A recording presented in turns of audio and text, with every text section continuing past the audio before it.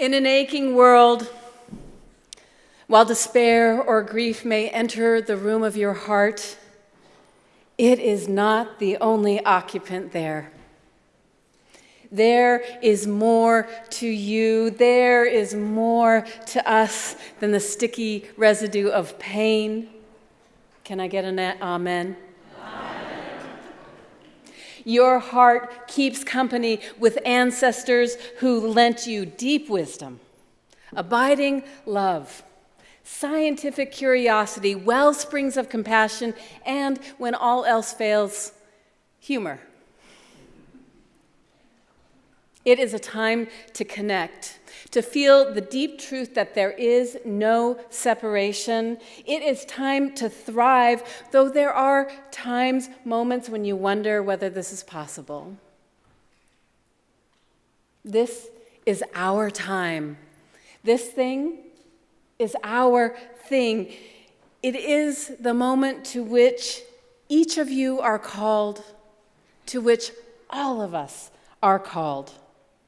Called to grow, called to seek, called to care, called to act.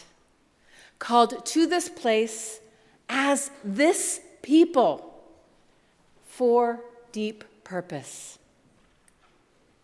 It is good we gather together.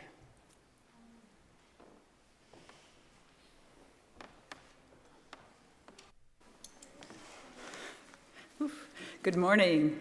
Good morning. Please join me in the chalice lighting words. We kindle this flame to remind ourselves of the light of truth, the warmth of community, and the fire of commitment. Who knew thunder existed indoors?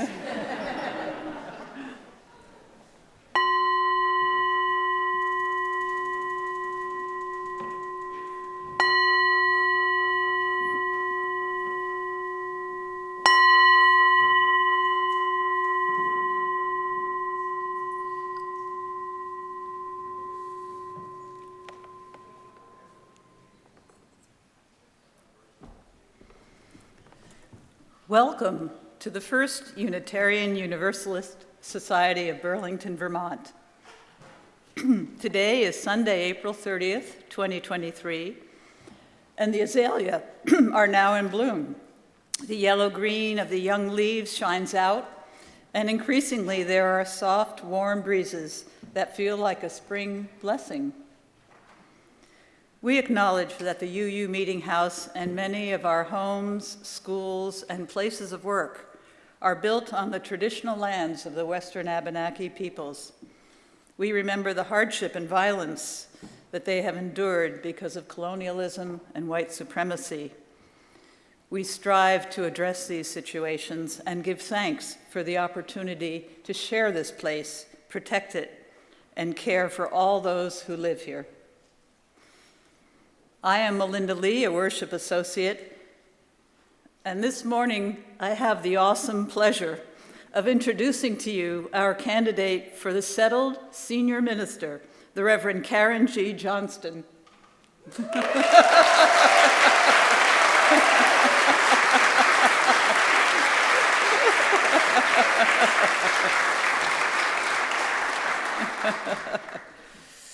A bit of background. Reverend Karen grew up mostly in Oregon, coming from generations of farmers in the Hood River Valley east of Portland. Does anybody know the Cascades in that region of Oregon? Great. She was raised atheist and first encountered Unitarian Universalism in her late 20s while living in Northampton, Massachusetts. She considers herself a UU Buddhist and feels deep gratitude for the pluralistic approach of reality that defines Unitarian Universalism. Reverend Karen was ordained to the Unitarian Universalist ministry in 2016. She has been serving as the settled minister at the Unitarian Society in East Brunswick, New Jersey, for the past 7 years, before becoming our candidate for senior minister. Prior to ordination, she served 2 other churches, in addition to spending 2 decades as a licensed clinical social worker in the field of birth to 3 home visiting. She and her husband, Tony, are thrilled at the prospect of returning to New England and to the possibility of making their home here in Burlington, pending a successful congregational vote next Sunday, May 7th. In a few minutes during announcements, you will hear of the many opportunities to meet and greet Reverend Karen, both today and during the week to come. Unitarian Universalists come from many traditions and backgrounds, and we welcome all who share our concern to build a local and world community based on compassion, justice, respect, and care for the environment, and who are looking for meaning in their lives. We strive to be an inclusive congregation, welcoming all people of every age, class, ethnicity, gender, ability, and sexual orientation into becoming beloved community here for one another. It is a pleasure to see you all here, and wonderful to know that there are people joining us through the live stream, and in the today and both in the week to come. So hello out there, friends. If you are here in the sanctuary for the first or second time, will you be willing to raise your hand so we can give you a special welcome? Hello, hello, hello, hello, welcome. Our welcome ambassadors are Richard and Carolyn Smiles, and they would be glad to connect with you. Do you want to stand up, Richard and Karen? There you go, right down here. And if you have any questions, ask any of us or me, or certainly both of them would be willing to help you out. There's also a card in the pew that you can fill out and put in the offering basket, and someone in our community will be in touch with you. Those of you who are joining us on the live stream can connect with us through our website, and any of you who are really tech savvy, you can connect to us through your phones and other media. We would be very glad to hear from you. For some announcements today, just a few. Our coffee hour, I understand, will be held outside in the front of the building.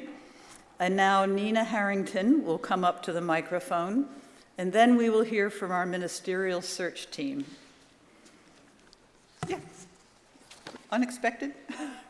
Okay.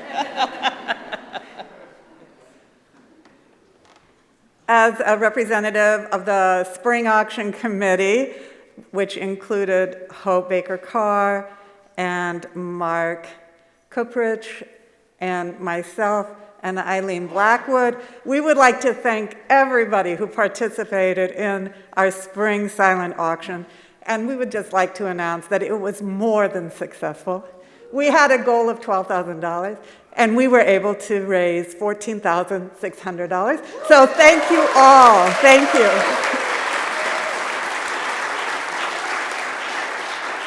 There are some items, I think 3 or 4, that are on a table in the parlors for people that may have won them, if you want to take a look.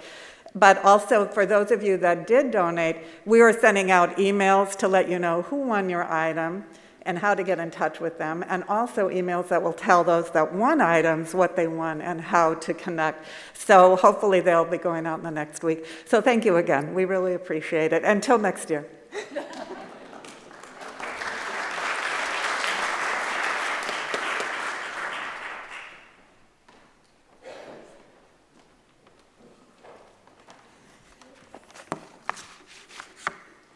Good morning, everyone.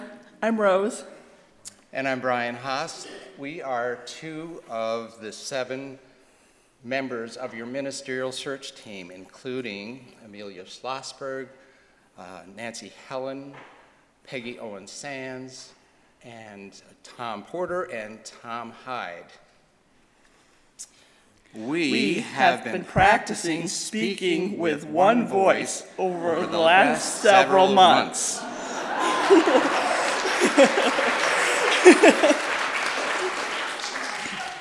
By opening each of more than 60 search team meetings, repeating the words of chalice lighting, and closing each meeting with the words, to extinguish the flame, but not the light of truth, the warmth of community, the fire of commitment.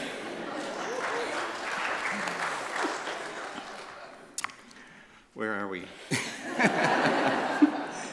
Isn't this a wonderful view, Rose? Let's look at this view today. Our search team has spoken with one voice in selecting Reverend Karen Johnston as the top ministerial candidate for this congregation. We are pleased to have Reverend Karen with us today to lead this worship service, and we're very excited to share several opportunities over the next week to get to know her better. The first will be today, after the service at 11:30 in this sanctuary. We will be able to dialogue with Reverend Karen about what we love about our home here in Burlington and Vermont. So there are posters at both entries to the meeting house and one downstairs that delineate all of the opportunities over the next week where you can get to know Reverend Karen and meet and talk with her.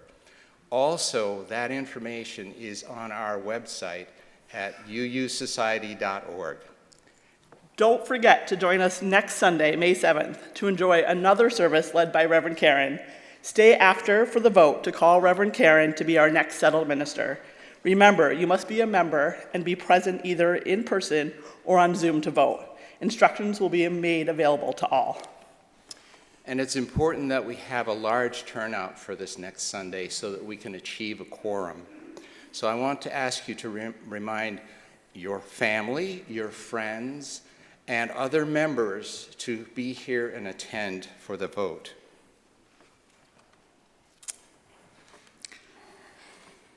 All right.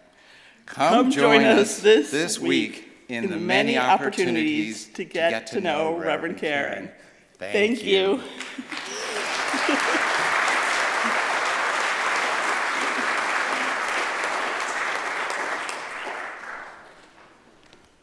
So we were about to continue. Come, welcome. It is good to worship together.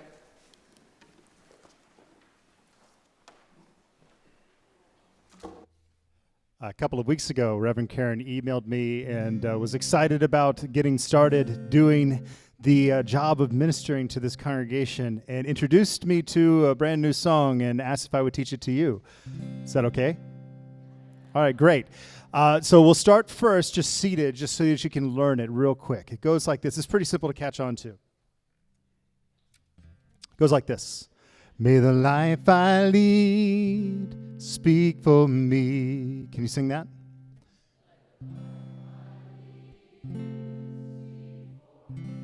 And the second line's like it.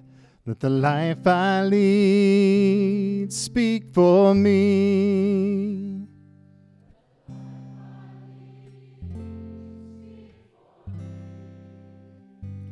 When I'm lying in my grave and there's nothing more to say. After you. When I'm lying in my grave and there's nothing more to say, let the life I lead speak for me. Sing that last one. Let the life I lead speak for me. Let's stand and sing it together.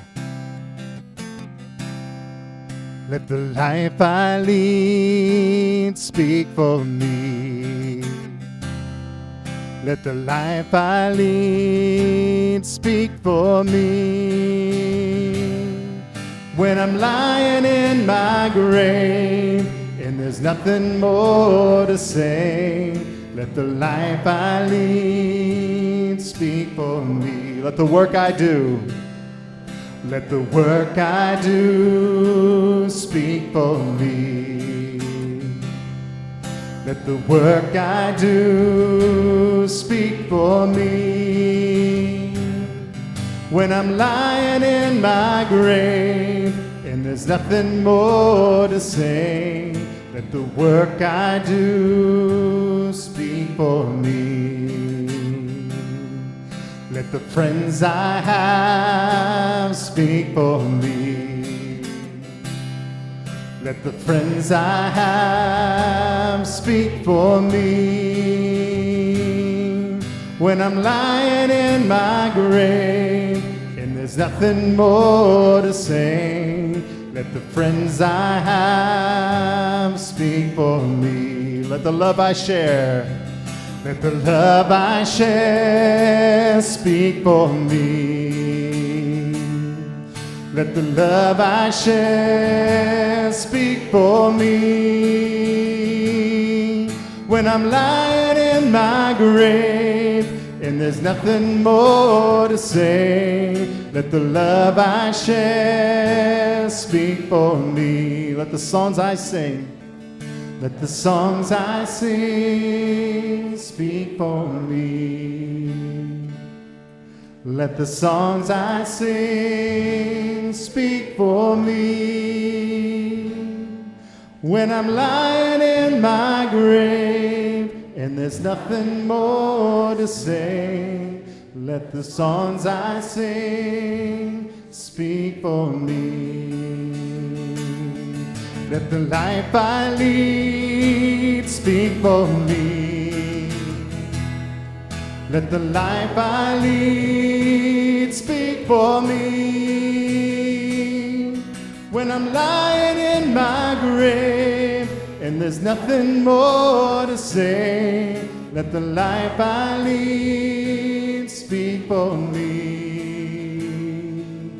Let the life I lead speak for me.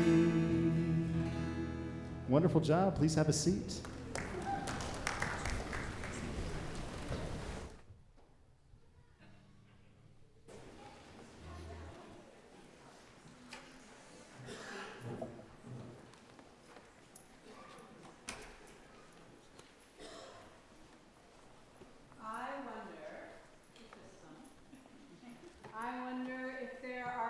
People in the room who would like to come forward for this Time for All Ages story. It would be lovely to be able to see you here in front here.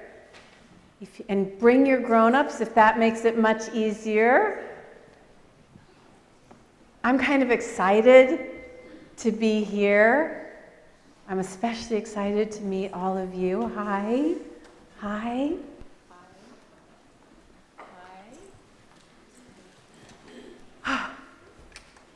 So, like I said, I'm excited to be here, but I'm nervous too. It's my first day. Have you ever had a first day where you're nervous? Yes. Yeah, okay. So you guys coming up here helps me to be a little bit less nervous because I know you're listening.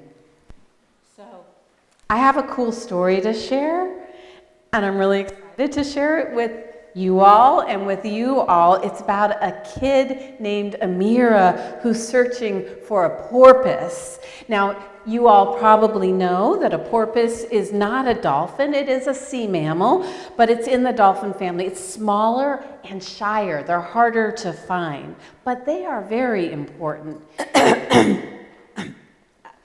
Sorry, Reverend Karen. I know you're new here, and I'm sorry to have to interrupt you, but the topic for today's service is finding purpose. Purpose.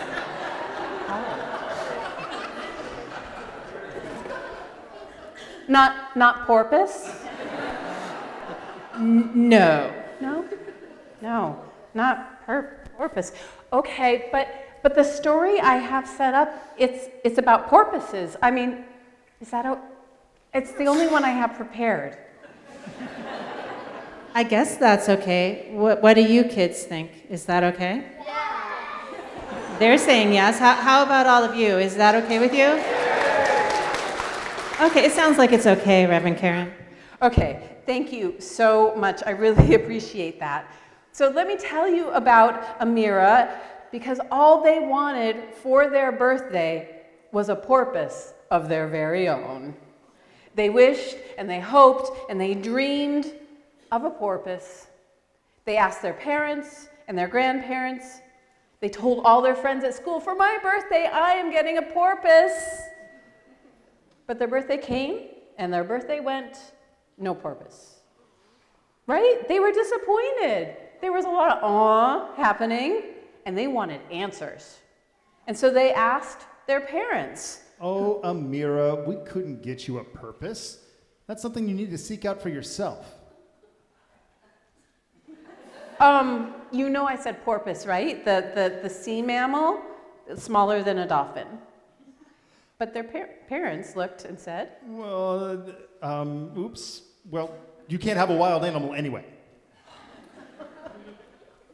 Then Amira asked their grandparents, and they said, Oh, Amira, we can't get you a purpose. You'll have to figure out your purpose when you're older. And sometimes even adults don't know their purpose. hello, I think I said porpoise, sea mammal, small dolphin-like thing. Oh, sorry, we misheard you, but we wouldn't have bought you a porpoise. Anyway, they belong in the wild, dear. So Amira was fuming. No one had understood her when she wanted a porpoise. But then she began to think about it. Why were adults unwilling to share a purpose with her? And what was a purpose anyway?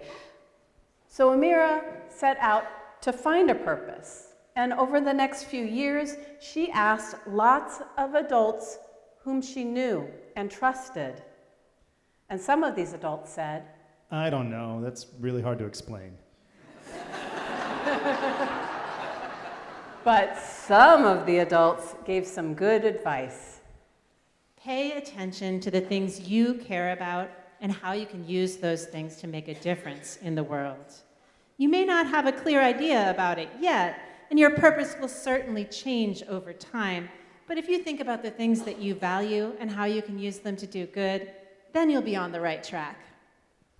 So Amira thought about the things that they valued and cared about, things like animals and the habitats they live in. And they thought about things that they like to do, learning and teaching other people. And they thought about the heroes that they had in their lives, other kids, grown-ups, and who they wanted to copy. And they thought about the ways it was possible that they already, at their age, could change the world. And eventually, after some time and some effort, Amira did. They came up with their purpose. And the funny thing is that their purpose didn't get too far away from porpoises because they decided they wanted to be a caring advocate about the earth and teaching about sustainability. And that is exactly what they did as their purpose. Thank you for listening to our story and for coming up. And I hear that you have a cool thing that's happening just outside. There's a maypole that's happening as faith development. So it's time to go. Kids and adults, thank you so much.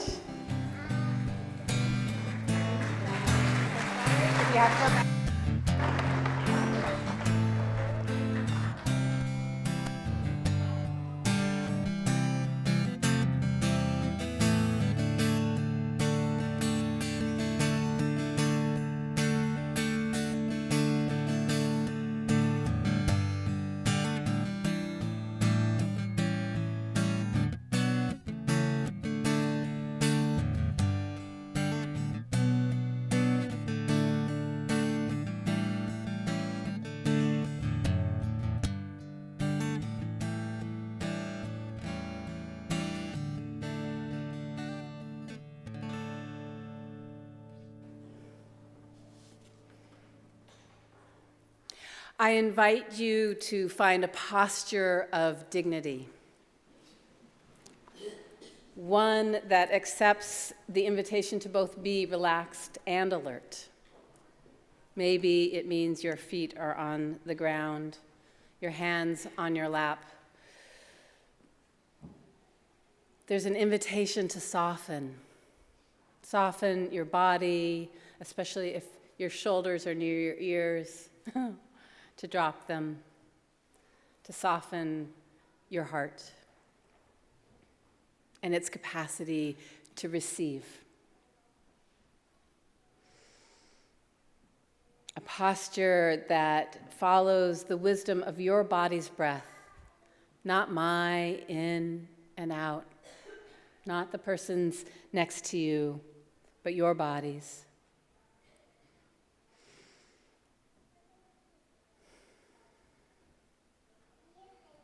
Let us call into this circle of care the joys and sorrows and gratitudes, some of which will remain unspoken, but some I shall speak into this space, this here and this virtual space. Gratitude to Zoe Zephyr, a transgender state representative in Montana who was censured and blocked from speaking on the floor of their legislature, and yet whose resistance and persistence is a thing of beauty and integrity. Gratitude for Vermont's shield bills, which safeguard medical providers who offer and patients who receive reproductive health care, including abortions and gender-affirming care. So important, particularly at this time in our nation when there is hate-filled legislation spreading like wildfire. Gratitude, again, echoing for all who made yesterday's auction a success, those who worked and those who attended and those whose generosity brought that success about. And a sorrow for someone whose name I do not know and we do not know, but who was shot here in downtown Burlington yesterday. May his health be well tended. May those who love him be surrounded by care and comfort. And may there be community-based solutions, pragmatic and real, just and equitable, that bring to an end the gun idolatry so rampant in this nation.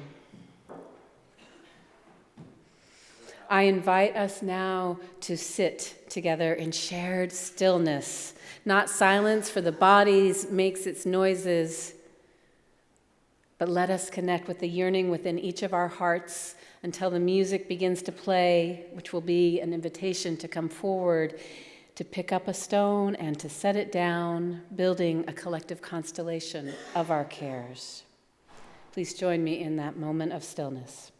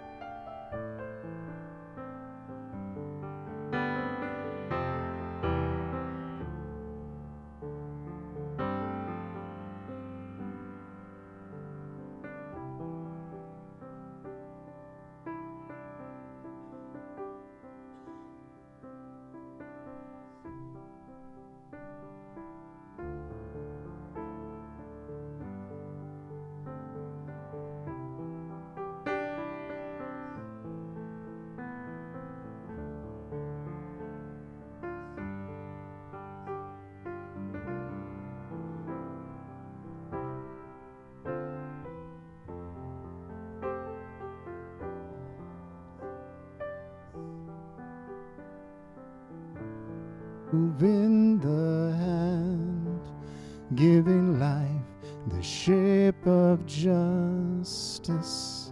Roots hold me close, wings set me free. Spirit of life, come to me, come to me. There's time for all. We can sing this song together. It's hymn 123. Spirit of life, come unto me. Sing in my heart all the stirrings of compassion. Blow in the wind, rise in the sea. Move in the hand, giving life the shape of justice.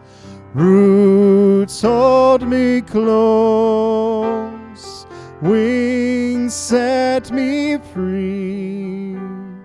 Spirit of life, come to me, come to me.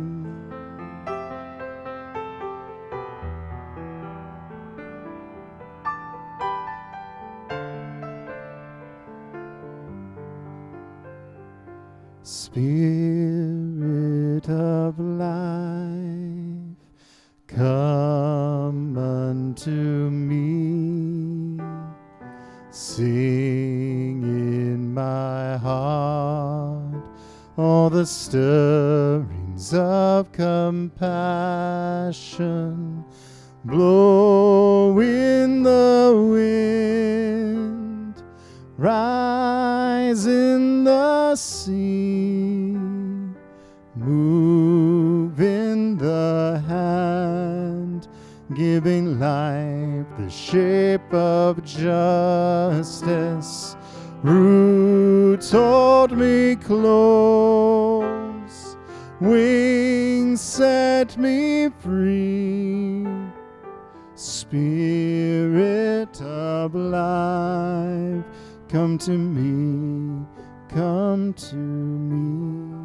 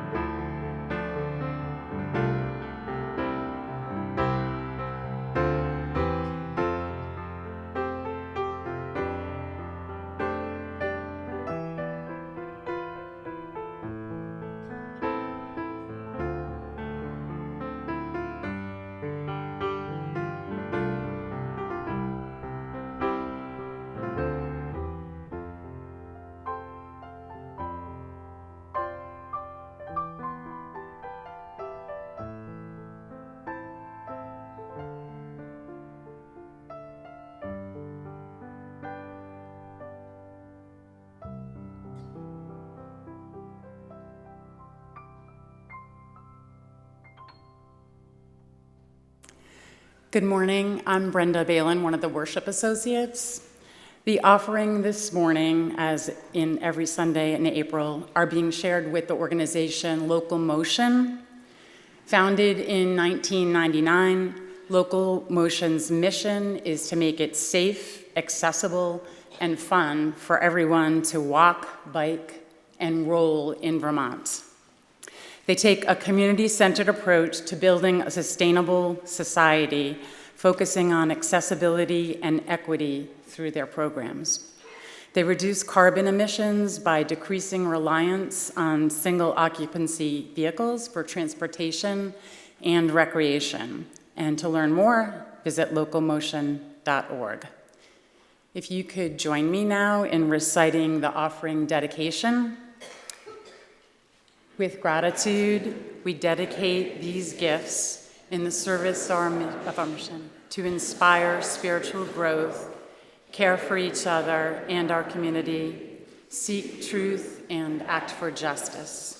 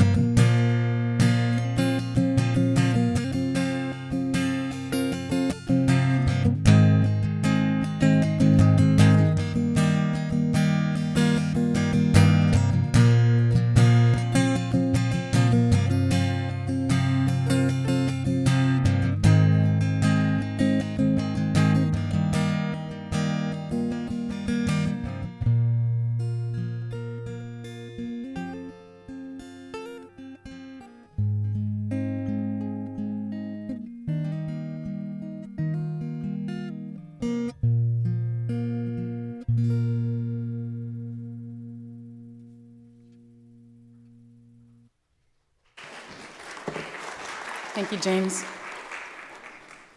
Our reading this morning was selected by Reverend Karen. Thank you for that.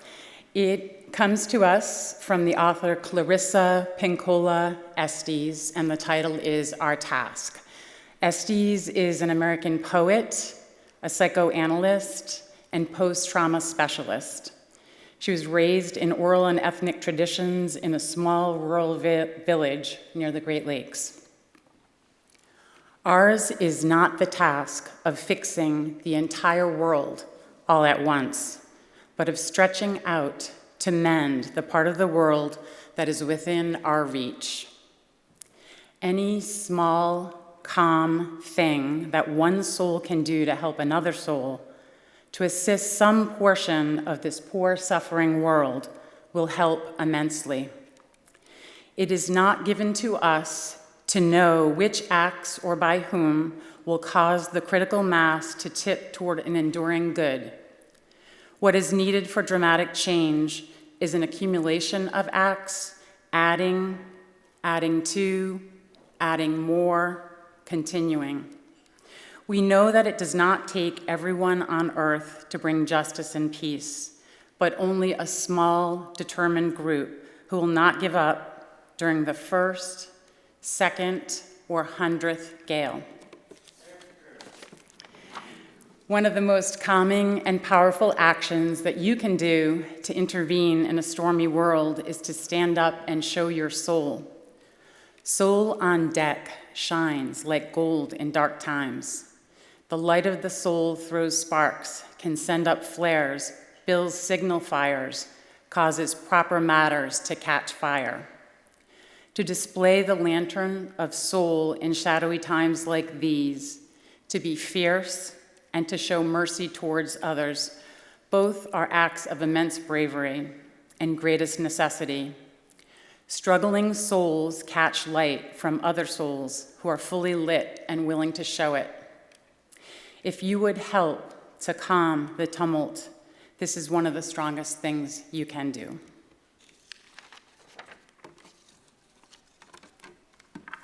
Reverend Karen?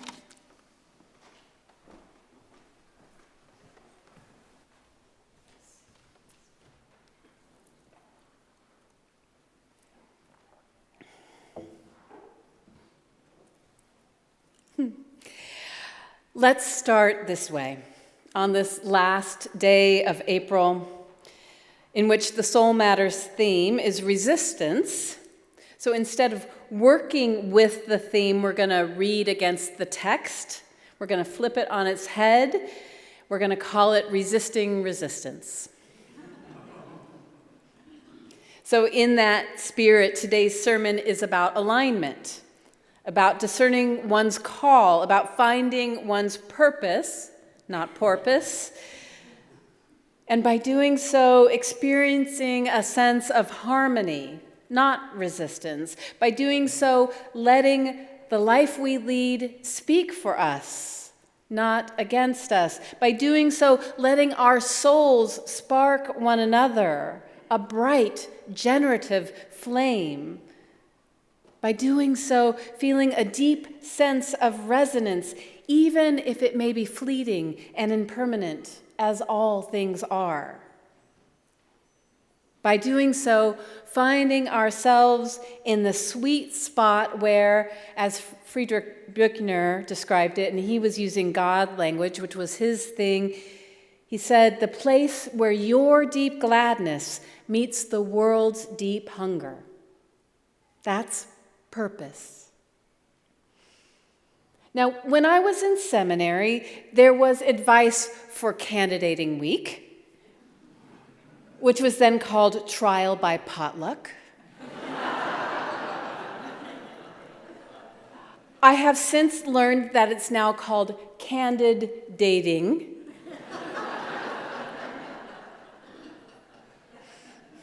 The advice was that we preach to a me-we arc. That means on the first Sunday, because you want to get to know me, I should preach about me. And second Sunday, just ahead of the vote, you want to know about we, us, what can happen in the synergies that come of our coming together. So the arc is me, we, yeah? So at the risk of being more self-centered than I am comfortable with, I hope my husband will agree, he's in the room. Let us begin. To what am I called? You know, I have been called to the Unitarian Universalist ministry, but here I want to say you too have been called. I just happen to be ordained, but make no mistake, right? You all are called. We all are called in the way that 20th century Unitarian Universalist theologian James Luther Adams said, we are a prophethood of all believers. And yes, I am deeply called to serve as a congregational minister, frankly, at a time when fewer and fewer ministers are called to congregational life. Frankly, at a time when the religious landscape out there in society is producing more and more challenges for congregational congregating. And yes, I feel most spiritually aligned when the streams of Buddhism and Unitarian Universalism swirl and generate currents. And yes, it was choiceless when I found myself called to be the mother to 2 children whom I was fostering, then adopted, raising them in an open adoption arrangement. 2 children who, when I met them, were 2 days past 2 and almost 4, and now one is 27 and in the Air Force, heading next week to South Korea for a year. And the other, who turned 29 yesterday, who suffers with significant mental health issues. And I have 2 adult stepchildren and 3 grandchildren who live in Chicago. They are delights. A felt sense of purpose, what we might call our calling, is made up not just of one moment and certainly is not solely of our own making, right? But it is long in the making because it is the contribution of many, both living and dead, converging into something new in the form of this body, in the form of your bodies. Really, your bodies, in your bodies, right? And our collective body. Can I share with you a recent experience where I felt, not just knew, but felt that my gladness was meeting the world's hunger? During 2021, I took a 3-month sabbatical. And I didn't plan it this way, but through what I consider some mystical happenings, I ended up writing a curriculum that is called Date with Death Club. Because aren't we all, whether we like it or not, members of that club? So it's a multi-session curriculum. It creates a safe and brave space to explore mortality in community, right? Because it's a taboo subject. Currently, it's being facilitated in about a dozen UU congregations and in several public libraries across the US and in Canada. And someone in Australia wants to bring it there. It's kind of a big deal, and I am proud of it, or chuffed. That's what my husband, who's from the UK, would say. The curriculum is justice affirming. It includes a foundation of wide welcome using C.B. Beale's concept of preemptive radical inclusion. Each session spends time reflecting on how we did when it comes to radical inclusion, particularly when it applies to those communities and identities that experience systemic marginalization. And just 10 days ago, I facilitate this on a monthly basis at a local public library. I was facilitating the session on aging. Its title is Aging, Better Than the Alternative. There were 16 participants in the room. The age range was 13 to 80.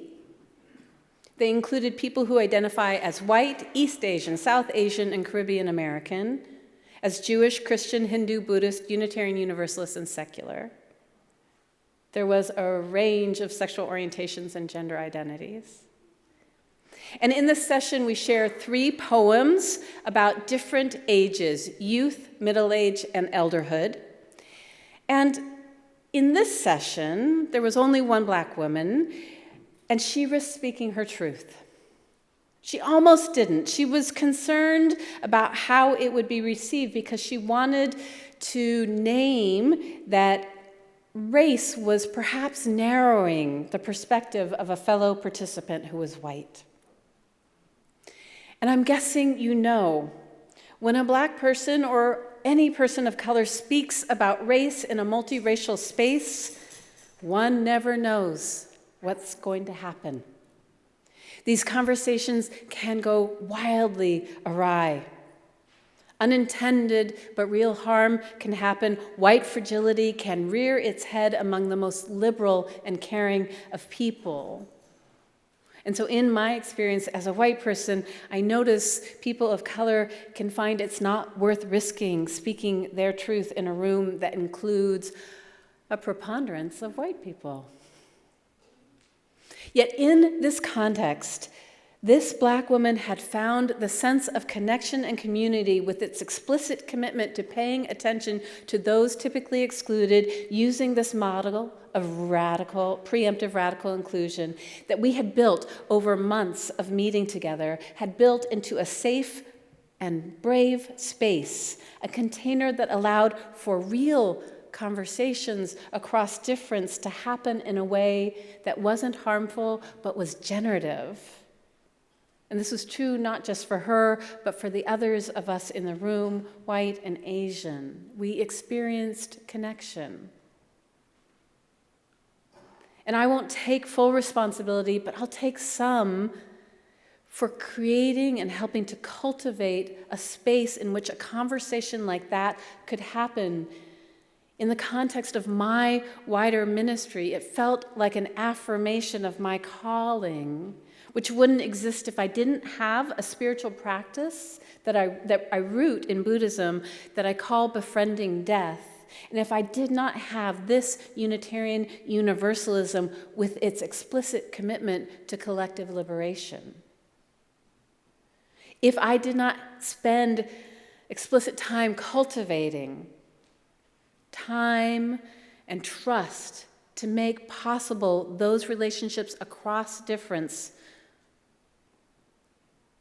These are practices I intend to continue for the rest of my living days and here with you. And this is where I want to ask where your sweet spot is. Where is that place where the world's sadness and your gladness meets? Where the wounds of the world need not the gift of your healing, but the healing of your gifts. I ask this of each of you, and I ask this of us collectively in what I hope will become us as a covenanted community. Where and how do you, each of you, and plurally, find your alignment, your calling, your sense of purpose, your spiritual integrity? Supposedly, ministers have a call story that we're supposed to share. If I ever spend time with you, I'll tell you this is how I spent a lot of it. But really, the call story is something I try to fit into that metaphor. It doesn't actually feel like mine. Alignment, resonance, where I knew where I was and I was supposed to be, that feels true. But frankly, I will tell that story if you want to know, but I want to hear it from you. I want to know your call story. I want to know what calls you to Unitarian Universalism, calls you on. The story of your longing, the stories of your belonging.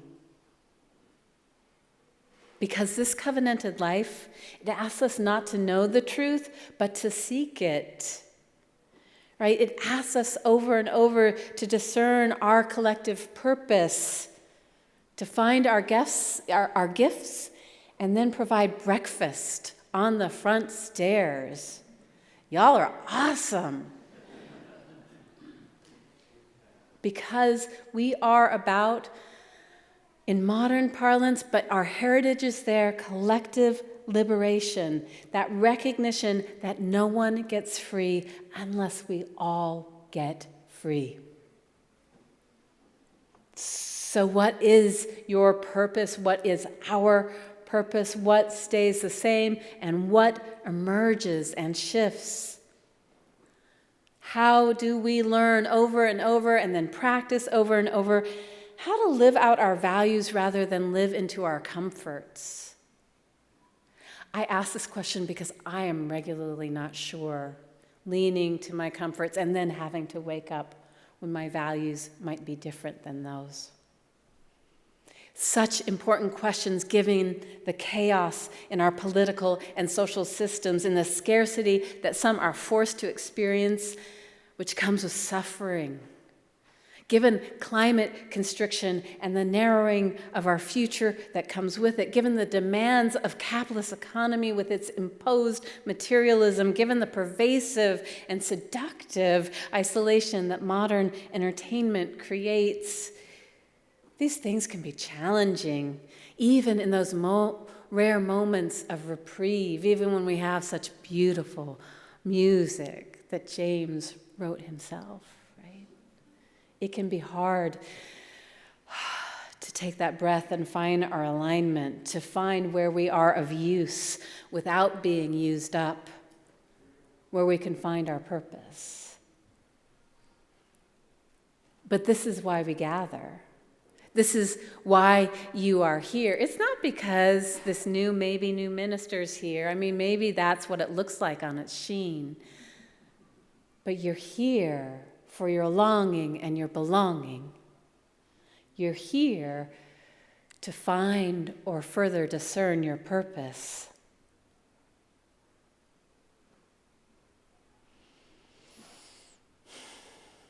Have you ever noticed that when you don't have that connection to purpose, when you don't have that connection to alignment, it's easier to lose your temper? Thank you, yeah. Easier to let habits informed by privilege insist that your intention is more important than your impact? That comfort and convenience can rule the day? Rabbi Danya Ruttenberg, she says this about that. If you are causing harm, something's off with you. You're not aligned with your integrity, your values, your highest self. She goes on to say, this is a chance to say, hey, self, you're not acting like the person I know you to be. How do you get back to wholeness? Then she references the work of teshuvah, the Hebrew word for return or repentance, and says it's an opportunity to grow into the person you could be, and names that as an amazing opportunity. I hear in that purpose. I hear in that alignment.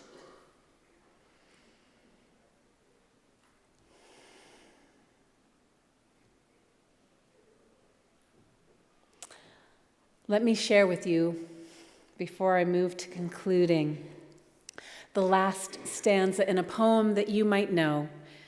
It's from Marge Piercy, and it's called To Be of Use. The work of the world is common as mud.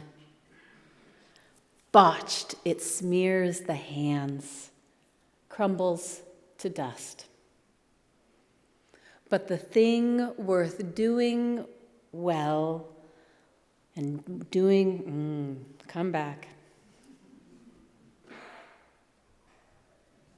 I'm going to start that one all over because it's too good. The work of the world is common as mud. Botched, it smears the hands, crumbles to dust. But the thing worth doing well done has a shape that satisfies, clean and evident. Greek amphoras for wine or oil, Hopi vases that held corn are put in museums, but you know they were made to be used. The pitcher cries for water to carry and a person for work that is real. I look forward to the coming week and getting to know you, including next Sunday when I preach less about me and more about we, and the possibilities that are yet to come in our shared ministry, should you call me as your next senior minister. So be it. See to it. Amen. I think you're great.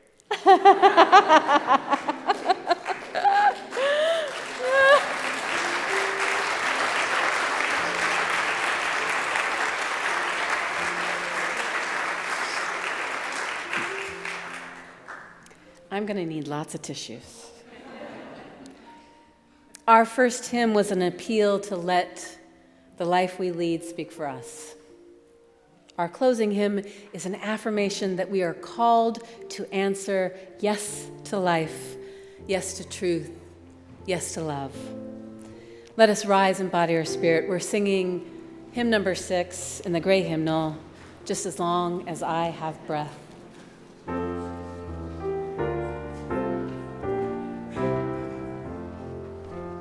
Just as long as I have breath, I must answer yes to life. Though with pain I made my way, still with hope I greet each day. If they ask what I did well, tell them I said yes to life. Just as long as visions last, I must answer yes to truth. In my dream and in my dark, always that elusive spark. If they ask what I did well, tell them I said yes to truth. Just as long as my heart beats, I must answer yes to love. Disappointment pierced me through, still I kept on loving you. If they ask what I did best, tell them I said yes to love.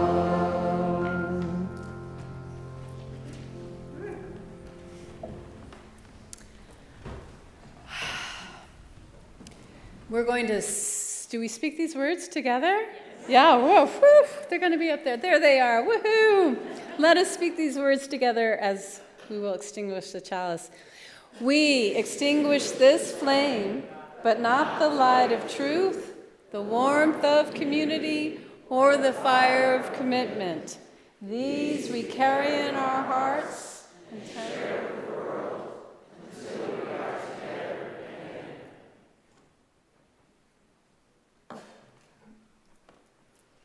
May you know the blessing you already are. May you sense the blessing you yet can be. And may we all go out and be a blessing in the world. Woo!